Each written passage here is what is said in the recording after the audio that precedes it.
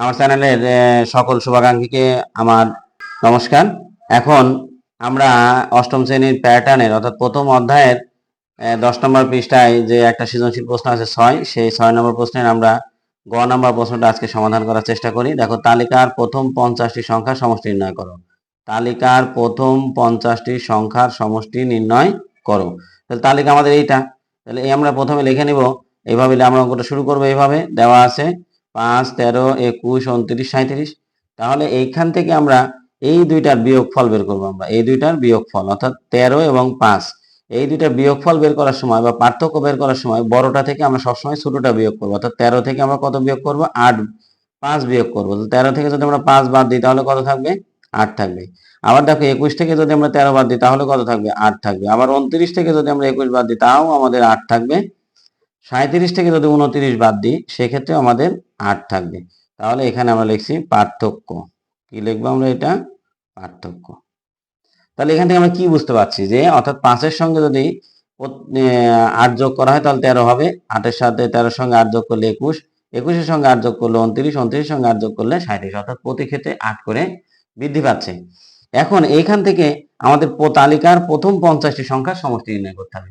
এইটা নির্ণয় করার জন্য আমাদের প্রথমে প্রথম সংখ্যা এবং শেষ সংখ্যা দুইটাই লাগবে। অর্থাৎ 50তম সংখ্যা, এটা হলো 1তম সংখ্যা, এটা দ্বিতীয় 2তম সংখ্যা, এটা তৃতীয় সংখ্যা, এটা চতুর্থ, এটা পঞ্চম। এইরকম ভাবে আমাদের 50টি পর্যন্ত যেতে হবে। তাহলে 50টি যদি আমরা এভাবে লিখে লিখে বের করতে চাই তাহলে অনেক সময় প্রয়োজন। তাহলে না লিখে আমরা এটার একটা বীজগাণিতিক রাশি নির্ণয় করব। সেই রাশি থেকে আমরা খুব সহজেই যে কোনো পদ নির্ণয় করতে পারবো। তাহলে বীজগাণিতিক রাশিটা আমরা কিভাবে নির্ণয় করব দেখি সবাই। তো প্রথমে লিখবো আমরা প্রথম সংখ্যা। প্রথম সংখ্যা, প্রথম সংখ্যা আমাদের কত আছে? 5 আছে। এখন দেখো এইখানে সমান চিহ্ন দেব, দিয়ে আমরা এই যে 5 আছে, আমাদের পার্থক্য কত ছিল? 8। এখন 8-এর থেকে এখানে আমরা লিখব 8। এখন 8-এর সঙ্গে কি করলে 5 হবে? 8-এর সঙ্গে কি করলে 5 হবে? অথবা 5 থেকে 8 আমরা কত বেশি লিখছি? তাহলে 5 থেকে আমরা 8 কত বেশি লিখছি?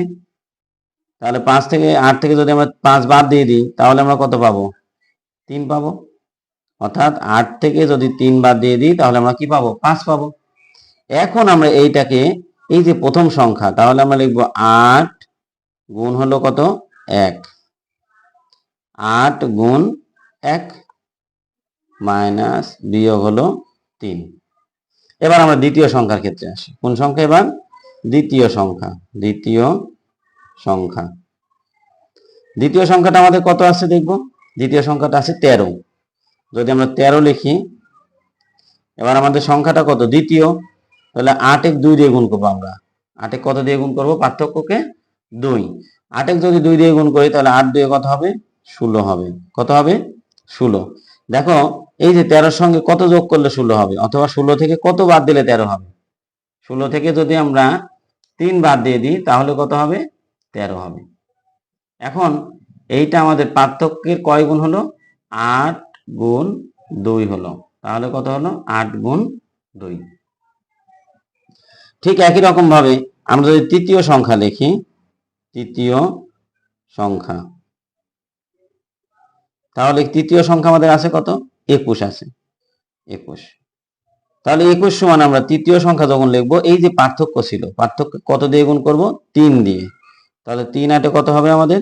24 হবে। 3 8 24। এখন 24 থেকে যদি 21 পেতে হয় আমাদের, তাহলে কত বাদ দিতে হবে? আমাদের এখানেও 3 বাদ দিতে হবে। এখন এটা আমরা পার্থক্যের কত গুণ? 8 গুণ 3 বিয়োগ 3। এইরকম ভাবে আমরা কতগুলা নির্ণয় করতে পারবো? এরকম ভাবে আমরা অসংখ্য সংখ্যার ক্ষেত্রে বের করতে পারি। অসংখ্য সংখ্যার ক্ষেত্রে আমরা কি করতে পারি? তাহলে আমরা লিখতে পারি যে অতএব তালিকাটির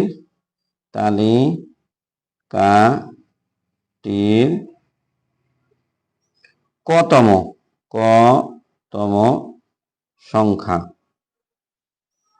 সমান আমরা কি লিখতে পারবো? দেখো এখানে, এখন দেখো আমাদের এই যে লাইনটাতে 8 গুণ 1 বিয়োগ 3, এখানে কি আছে? 8 গুণ 2 বিয়োগ 3, এখানে আছে 8 গুণ 3 বিয়োগ 3। তাহলে আমি এটা একটু সাইডে লিখছি, তোমরা একটু এই জায়গাটা খেয়াল করো। দেখো 8 গুণ 1 বিয়োগ 3, 2 নম্বরের জন্য 8 গুণ 2 বিয়োগ 3। 3-এর জন্য 8 গুণ 3 বিয়োগ 3। এই যে আমরা এখান থেকে এটা নিয়েছি, এখান থেকে এটা, এখান থেকে এটা, এখানে নিয়ে আমরা কি দেখতে পাচ্ছি দেখো তো, কোন জায়গাটায় শুধু পরিবর্তন হয়েছে। এখানে আমাদের 8 প্রত্যেক জায়গাতে 8 আছে, গুণও আছে, তাহলে এখানেও 3 আছে, বিয়োগও আছে। পরিবর্তন আমাদের এই জায়গাতে যে 1 2 3। 1 হয়েছে প্রথম সংখ্যার জন্য, 2 হয়েছে দ্বিতীয় সংখ্যার জন্য, 3 হয়েছে তৃতীয় সংখ্যার জন্য। তাহলে ঠিক একই রকম ভাবে আমাদের এখানে 4 চতুর্থ সংখ্যার জন্য এখানে কত হবে, 4 হবে বিয়োগ 3। এইরকম ভাবে আমরা যত ইচ্ছা তত এখানে লিখতে পারবো। তাহলে আমরা এখন লিখবো 8 গুণ কি ক লিখবো, তাহলে এখানে কত হবে, এরকম হবে। এই যে এইটাকে আমরা বলছি কতম পদ। তাহলে 8 গুণ ক বিয়োগ 3। এই যে 8 গুণ ক বিয়োগ 3, এই জায়গাতে আমরা দেখতে পাচ্ছি কি আমাদের পরিবর্তন হয়েছে, শুধু এই যে 1 2 3 এবং 4, এই জায়গাতে আমরা কি লিখছি, ক লিখছি। তাহলে এখন দেখো এইটা সমান কি হবে, 8 ক বিয়োগ 3। এটাকে আমরা বলছি কি, অতএব তালিকাটির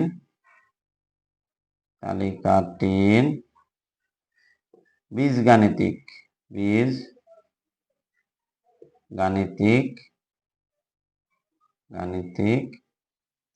রাশি কত হলো আমাদের বীজগাণিতিক রাশি, 8 ক বিয়োগ 3। এখন আমাদের এই যে সমষ্টি আমরা নির্ণয় করব, কি করব আমরা, যে সমষ্টিটা আমরা নির্ণয় করব, সমষ্টি নির্ণয় করতে গেলে আমাদের প্রথম পদ লাগবে, শেষ পদও লাগবে। তাহলে আমরা এখন লিখব, অতএব তালিকাটির কততম পদ লাগবে, আমাদের তালিকাটির প্রথম 50টি, অর্থাৎ 50তম, এটা 1তম 2তম 3তম 4তম 5তম, এইরকম ভাবে।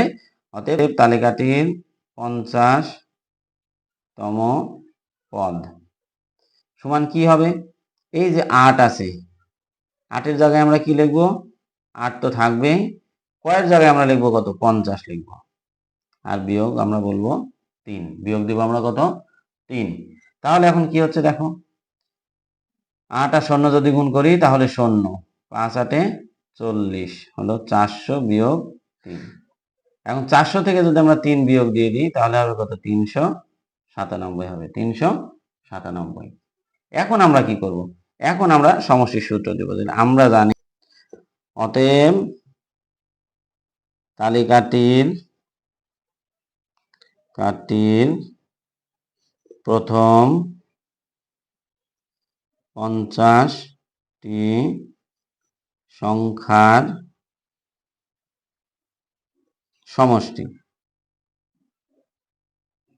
সমষ্টি বা বলবো আমরা যোগফল, সমষ্টি বা যোগফল সমান কি হবে, প্রথম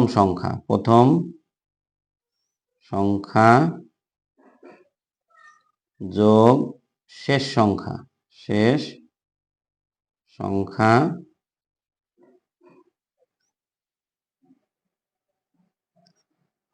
ভাগ হলো 2, আর গুণ হবে পদ সংখ্যা, গুণ হবে কি পদ সংখ্যা। তাহলে প্রথম সংখ্যা আমাদের কত, তালিকার প্রথম সংখ্যাটি কত, তালিকার প্রথম সংখ্যাটি আমাদের জানা আছে, তো তালিকার প্রথম সংখ্যাটি আমাদের ছিল কত, 5, তাহলে লিখবো এখানে আমাদের 5 যোগ শেষ সংখ্যাটা কত, শেষ সংখ্যাটা 50তম পদ পেয়েছিলাম আমরা 397, যেটাকে আমরা বলছি শেষ পদ, যেটাকে আমরা কি শেষ সংখ্যার জায়গায় লিখবো আমরা 397 ভাগ 2। আর এখানে আমাদের পদ সংখ্যা কত, এই যে 50টি লিখছি প্রথম, এই 50 হবে এখানে। তাহলে এখন দেখো খুব সহজেই বুঝতে পারছি যে কি বুঝতে পারছি আমরা, এখানে যদি আমরা যোগ করি 5 আর 2, এই যে 7 আর 5 যদি যোগ করি তাহলে হবে 12 2, হাতে থাকবে 1, 9 আর 1 10 0, হাতে থাকবে 1, 3 আর 1 4 ভাগ 2 গুণ কত 50।